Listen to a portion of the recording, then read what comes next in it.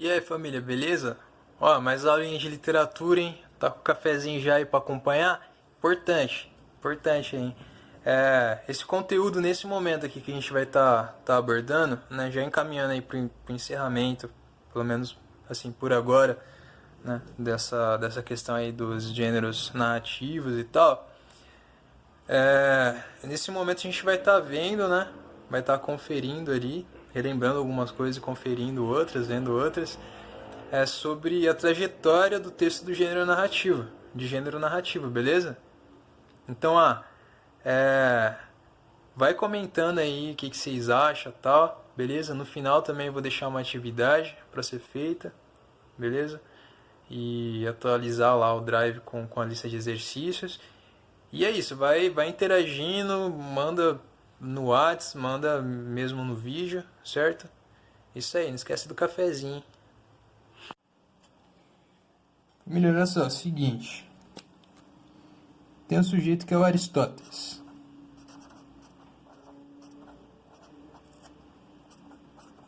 E vocês vão ver ele, ou se não viram ainda, né, tão para ver, vão ver em filosofia, certo? E o Aristóteles talvez tenha sido a primeira pessoa que tenta classificar, né, tenta achar uma forma de pensar as diferenças e classificar os gêneros literários, os diferentes gêneros literários, certo? E quando ele faz isso, ele propõe que seja feito, né, por meio de dois caminhos. Uma é olhando para o conteúdo, sobre o que fala esses gêneros, esses textos, né? E outra é olhando para a forma do texto. Conteúdo, né, sobre o que fala, ele diz que pode ter três focos principais.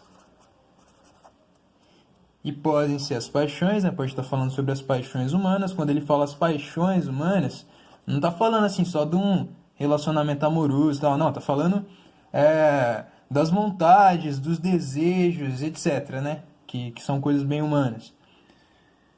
Pode falar de grandes ações, de ações e tal. Ou então pode estar falando dos comportamentos. Os comportamentos humanos, os costumes e tal.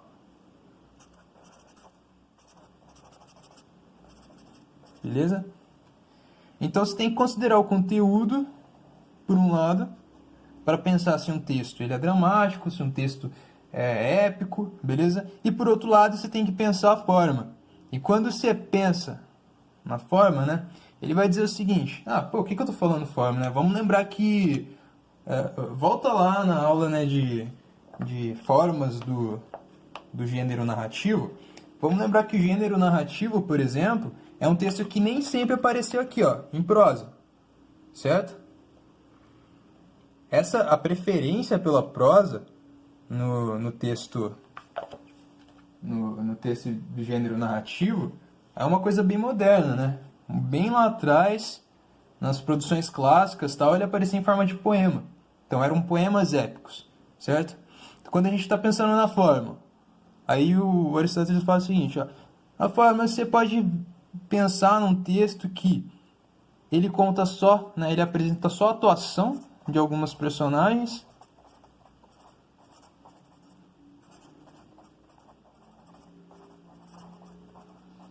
E esse texto, que apresenta só a atuação das personagens, é um texto que a gente pode chamar de dramático.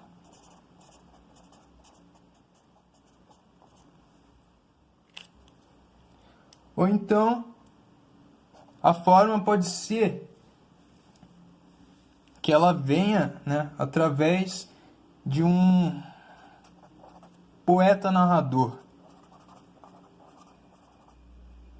Beleza? Um exemplo é os textos lá, Ilíada, Odisseia, né, que a gente já chegou a comentar, que teriam sido escritas, né, pelo menos postas em texto escrito pelo Homero. E aí a gente teria o exemplo de um texto chamado épico. Beleza? Só que é interessante que é o seguinte, quando a gente olha para isso, a gente percebe que ele não fala diretamente, né? Ele acaba não falando especificamente, na verdade,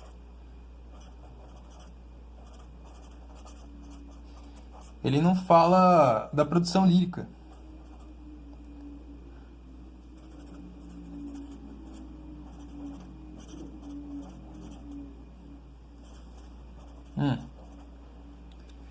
Quando que vai começar a aparecer, né? Ganhar prestígio, isso enquanto um gênero literário, de fato, assim, os textos líricos, né? Mas lá para uma época que vai ser muito importante para a história da literatura, que a gente vai estar vendo junto, né? Que é ali a partir do humanismo, mas principalmente, fundamentalmente aqui, a partir do Renascimento.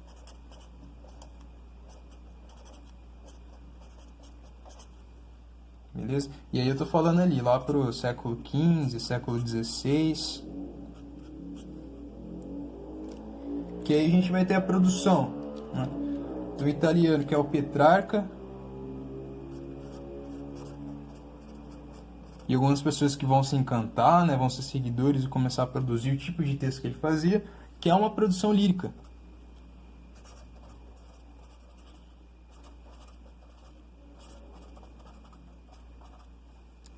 Certo? E essa produção lírica ela acaba ganhando muito prestígio pelo público leitor da época. Beleza? E aí a partir desse momento a gente começa a pensar os textos literários, né, como divididos ali em 3 gêneros principais, que seriam eles justamente gênero épico, dramático,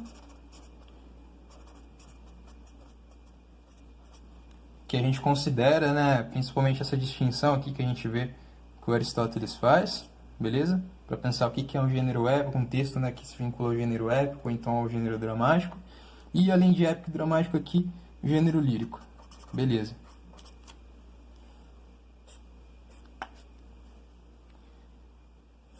Retomado isso, a gente tem, né, uma subdivisão que é a que se utiliza ainda hoje. Uma divisão que ela é usada, ela é utilizada muito ainda hoje. Embora a gente possa pensar, pô, talvez insuficiente, mas certamente redutora, né? Qualquer coisa volta na aula passada que a gente viu lá, né? Distinção entre conto, novela, romance. E vocês vão ver mais pro final do texto, que eu estou apresentando, do vídeo, né? Que eu estou apresentando um texto, lá Os Sobreviventes, do Caio Fernando Abreu e tal, que é um texto que não dá para dizer simplesmente que é um texto narrativo, então que é só um texto lírico e tal. É principalmente narrativo, né? É um conto, tá contando uma história, mas é uma prosa também muito poética, né? Então, acaba sendo justamente uma mistura entre um gênero narrativo e um gênero lírico, certo? E é isso, gente, olha. Vamos dar continuidade aqui, então. Então, pessoal, seguinte, ó. Se a gente para pensar na trajetória do texto narrativo, né, nós podemos olhar lá para trás e lembrar dos poemas narrativos orais, né, lá de uma tradição oral e tal, e nós podemos olhar para agora e pensar justamente que o romance é uma forma privilegiada do texto narrativo, certo? Romance, o conto, a novela. Vocês não lembram disso? Volta na aula passada que eu estou diferenciando, né? Conto, novela, romance, beleza? E depois vem para essa aqui. Mas então, quando a gente olha para esse caminho, né? A gente olha para essa diferença, nos damos conta, enfim, de que teve uma porrada de transformação da narrativa, né? Que isso aconteceu ali ao longo do tempo, que podemos pensar nelas olhando ali para a história da literatura e tal, e que essas transformações, elas são formais. E quando eu digo transformação formal, eu quero dizer, por exemplo, que o texto narrativo nem sempre apareceu em prosa, como é o caso do romance, como é o caso do conto, da novela. Nem sempre apareceu assim, em prosa, certo? Tanto porque começou aparecendo em verso, na verdade. Beleza? Então essa é uma mudança formal. Esse é um exemplo de mudança formal. E também mudança no que diz respeito ao conteúdo tratado. Beleza? Porque cada sociedade é uma sociedade, tem suas questões, cada formato ali de sociedade, né, tem formas diferentes de enxergar o mundo e tal, beleza?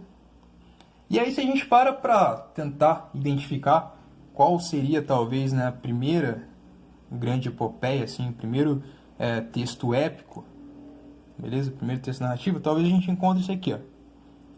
Um texto que fala sobre Gilgamesh, eu acho que é assim que fala, seria o rei de Uruk, que eu acho que é assim que fala, na Babilônia, né? Sujeito que viveu por volta de 2700 a.C., beleza? E talvez essa seja a epopeia mais antiga de que a gente se deu conta, beleza? Só que a questão é a seguinte, apesar disso, não foi esse texto que acabou exercendo forte influência em toda a história ali da literatura ocidental, né? Os textos que acabaram exercendo maior influência foram Ilíada, Ilíada e Odisseia.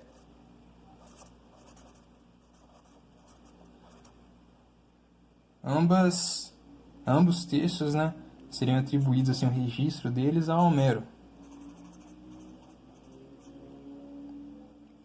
E estes textos, já falo logo de cara, que eles são os textos chamados de epopeias clássicas ou primárias.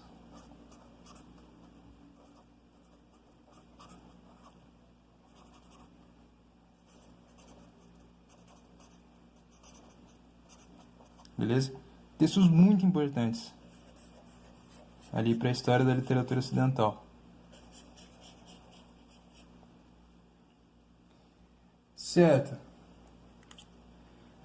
E acabam sendo considerados mais importantes justamente porque são textos que exerceram uma fortíssima influência, uma fundamental ali influência em todos os textos que vieram depois, né? Todos os textos narrativos que vieram depois. Então é o seguinte, vê bem. De um lado Ilíada, do outro Odisseia.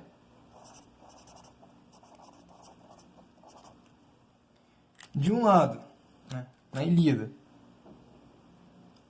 a gente tem o tratamento de um herói que é o Aquiles. Se pode, vocês já ouviram falar aí. E o Aquiles é justamente, né, um sujeito que, após vários feitos, né, na guerra ali entre Troia e Grécia, né, o Aquiles ali do lado grego, ele acaba matando o Heitor.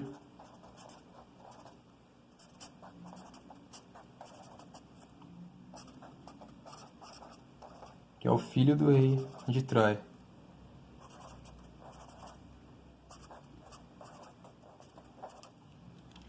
Beleza? E com esse feito aí, quando ele mata o Heitor, bem dizer, aí ele vence a guerra, né? Quer dizer, o lado grego acaba vencendo a guerra.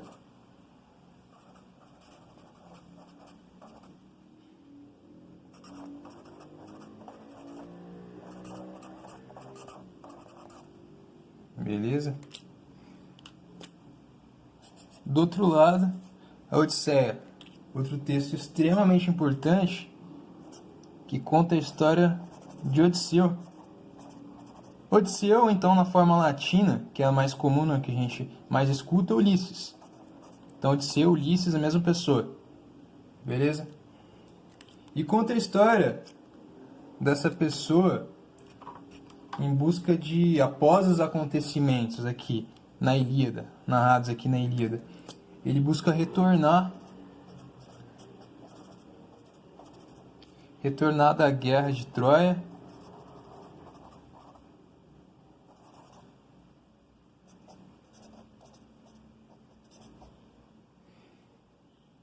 depois de um papel muito importante que ele acabou desempenhando, né?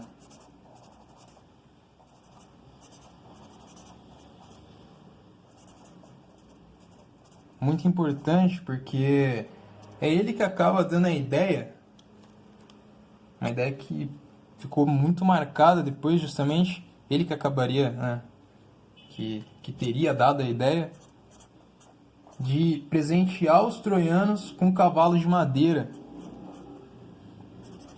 E aí vocês vão lembrar, né? Na sala de aula a gente chegou a comentar justamente sobre aquela expressão, presente de grego e tal. Por quê?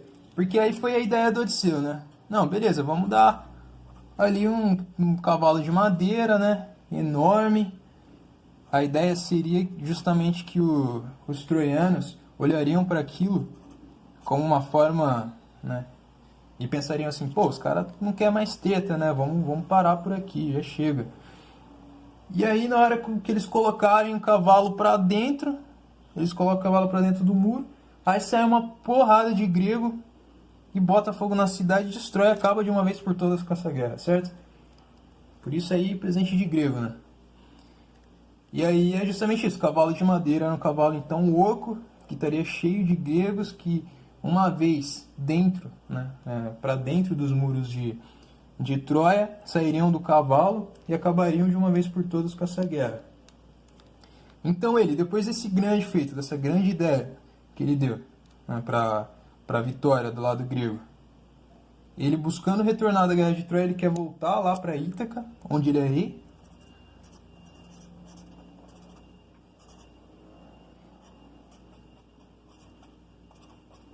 Voltar para Ítaca, em Ítaca estariam esperando por ele a Penélope, esposa dele, e o Telêmaco.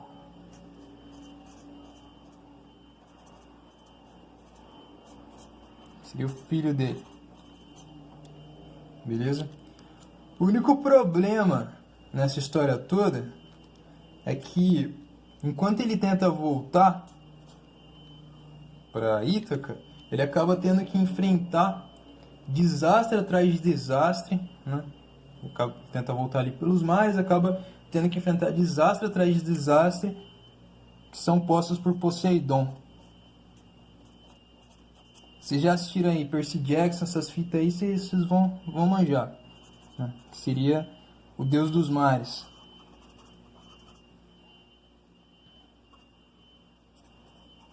Beleza? Mas por que o Poseidon quer acabar com o cara, né? O que aconteceu? Justamente o Odisseu acabou cegando o Polifemo, o nome, se não me engano, que é o filho, que seria o filho de Poseidon, né? Que é um ciclope. Ciclope é um bicho que tem... seria um ser, né? Que tem um olho só, uma testa e tal. Acho que vocês manjam do que eu tô falando, certo? Mas seria mais ou menos isso aí, né? Não tá bonito, mas seria tipo isso. Beleza?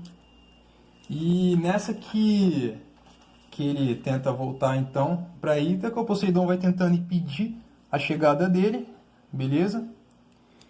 E aí a gente tem uma coisa bastante importante, que é a seguinte: enquanto o Poseidon vai tentando impedir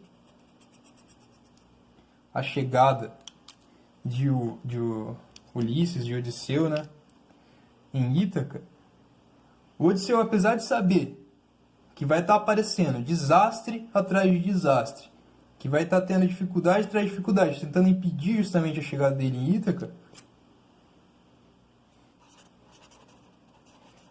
o Odisseu ele não recua. Ele continua. Ele pretende chegar em Ítaca. E ele não recua, né, ante os desastres. Apesar de todos os desastres, ele não recua. E ele sabe disso. Pô, ele vai falando, né? Conforme o tempo vai passando, ele vai falando, puta, que merda, mano. O que vem agora? Mas ele não recua. E nessa que ele não recua, ele acabaria justamente se mostrando um ser humano que não sucumbiu, né, na vontade desse deus aí, que seria o Poseidon. Ele não sucumbiu e se mostra então um ser humano superior. Seria essa a ideia, pelo menos. E que justamente por conta desse grande feito de conseguir resistir a tudo isso e chegar, né, poder chegar a Ítaca, ele merece ser imortalizado.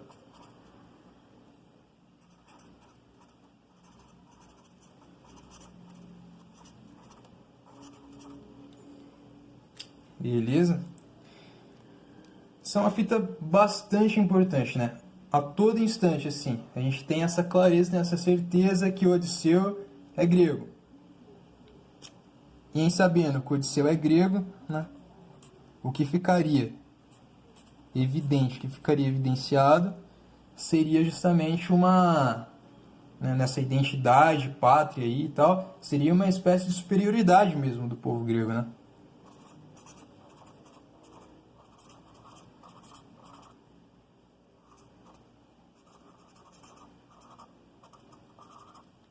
Beleza?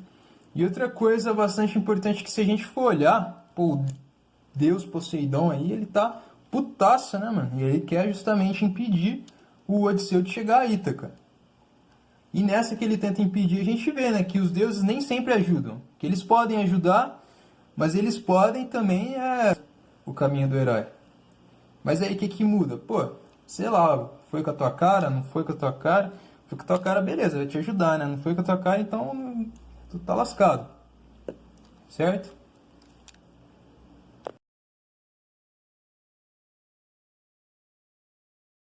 Olha só, isso que a gente viu então foram as chamadas epopeias clássicas ou primárias, certo? Agora, um outro tipo de epopeia bastante importante, que a gente vai estar vendo agora também, é a chamada epopeia de imitação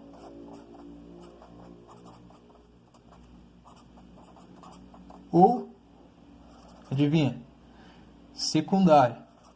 Isso aí. Beleza? São epopeias, então, de imitação secundárias. Por que de imitação secundárias? Porque elas utilizam como modelo justamente as epopeias clássicas ou primárias, que são quais mesmo? Os Lusíadas? Não, né?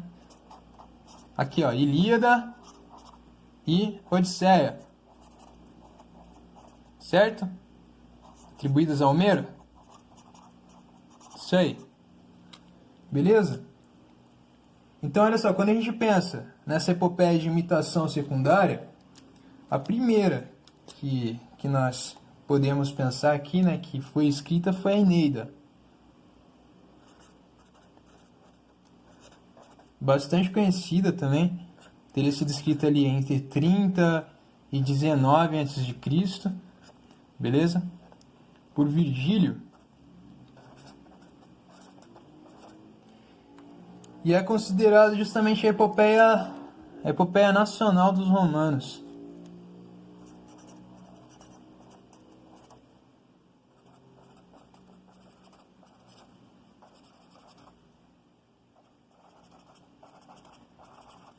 Mas agora, gente, um texto muito importante, né, que se enquadra aqui dentro desse tipo, epopeia de imitação secundária, mas muito importante, um dos mais conhecidos, assim, e muito importante pra gente, é justamente um que vai estar se desenrolando ali no Renascimento.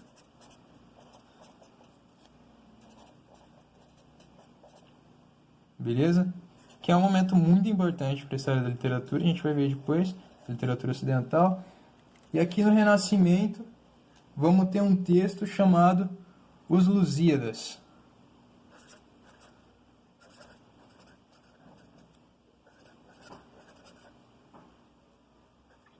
Do Camões.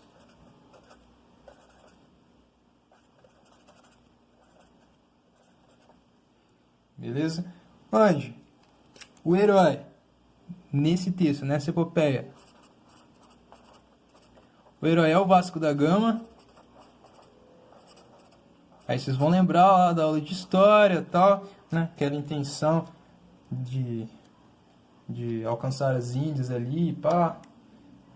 É o Vasco da Gama, o herói, e o objetivo, através da caracterização desse herói, é justamente o de exaltar essa bravura, né, do povo lusitano.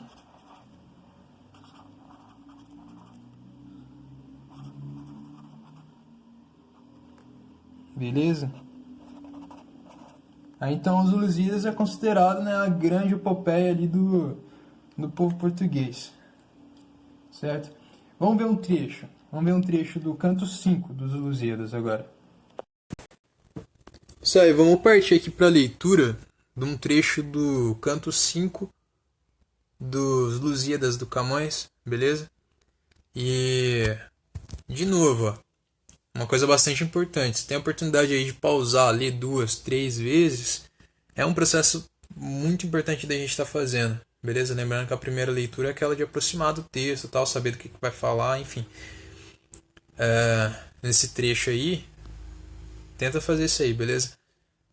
E acontece que nesse momento, né, do texto, é quando o Vasco da Gama e os demais navegadores estão ali passando pelo sul do continente africano, beleza? Ali pelo Cabo das Tormentas. E aí, seguinte, ó. Bramindo, o negro mar de longe brada, como se desse em vão algum rochedo. Ó potestade, divindade significa, né? Disse sublimada. Que ameaça divina ou que segredo este clima e este mar nos apresenta? Que maior coisa parece que tormenta? Teria dito aí o Vasco da Gama. Não acabava quando uma figura se nos mostra no ar, robusta e válida, de disforme e grandíssima estatura, o rosto carregado, a barba esquálida, os olhos encovados e a postura, medonha e má e cor terrena e pálida, cheios de terra e crespos os cabelos, a boca negra, os dentes amarelos, e disse: ó gente ousada,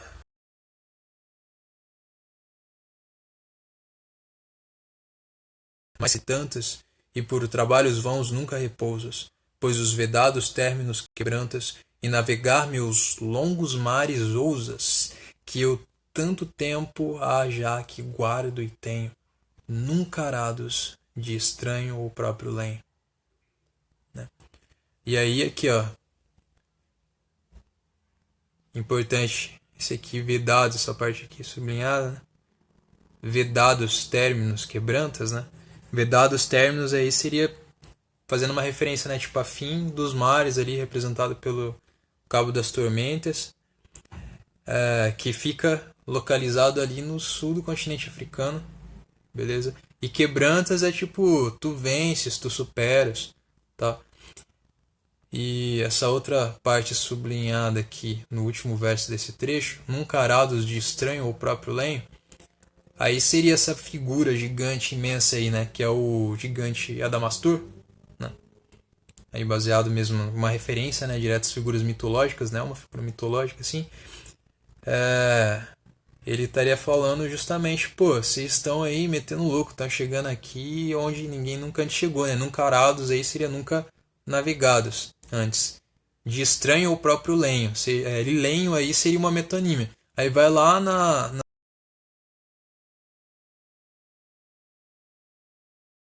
nesse caso aqui, lenho significa embarcação, beleza? Tá falando de embarcação quando fala lenho. Então nunca arados, né, esses mares, nunca arados de estranho ao próprio lenho, significa aí esses mares que nunca antes foram navegados, com barcos próprios, com embarcações próprias ou estranhas de outras pessoas, enfim. Mas aí vocês estão chegando, assim, seria isso, né? Tá querendo indicar que esses navegadores portugueses aí estariam chegando onde antes nunca se teria chegado, certo? E olha só aqui. Isso aqui seria um desenho. Maria Alice Camargo, desse gigante Adamastor aí. Certo? E, gente, olha só. Continuando aqui, então. É o seguinte. A gente vê que tem aqui a presença ali nesse trecho do canto 5 dos Lusíadas, que a gente viu junto. Tem a presença de um ser enorme, um ser enorme, gigante, de origem mitológica,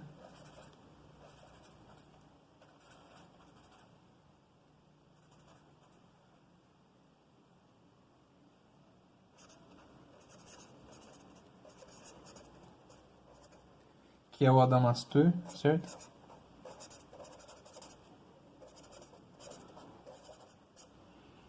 E esse gigante aí, ele acaba representando justamente um obstáculo, né?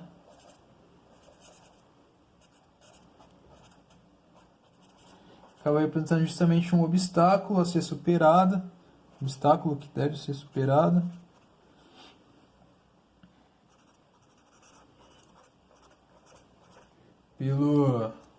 Pelo Vasco da Gama.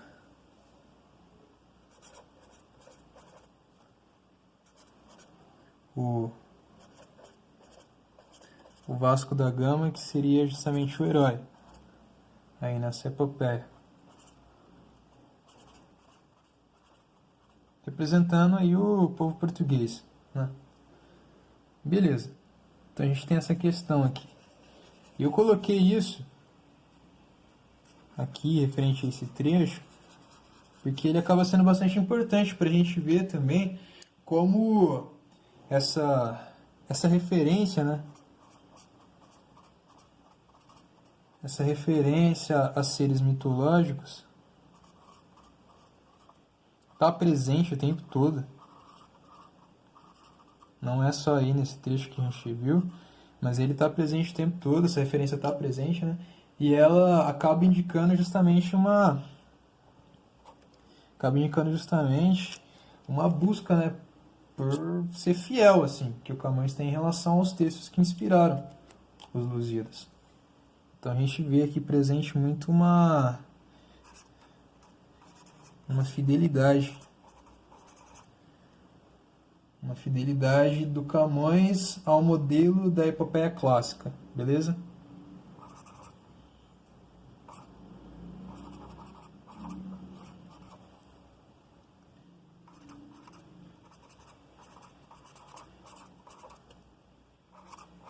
Epopeia clássica.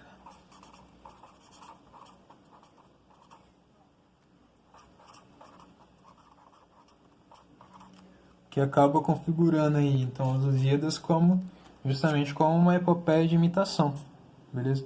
Uma epopeia de imitação secundária. Né? Que não está falando também assim, não está falando que é uma qualidade inferior, que é uma qualidade baixa e tal. Não, isso quer dizer que tomou como modelo os textos ali das epopeias clássicas, né, ou primárias, a Ilíada e a Odisseia, tomou como modelo, se propôs a pegar esses textos como modelo e teve uma fidelidade, foi fiel à forma desses textos, beleza?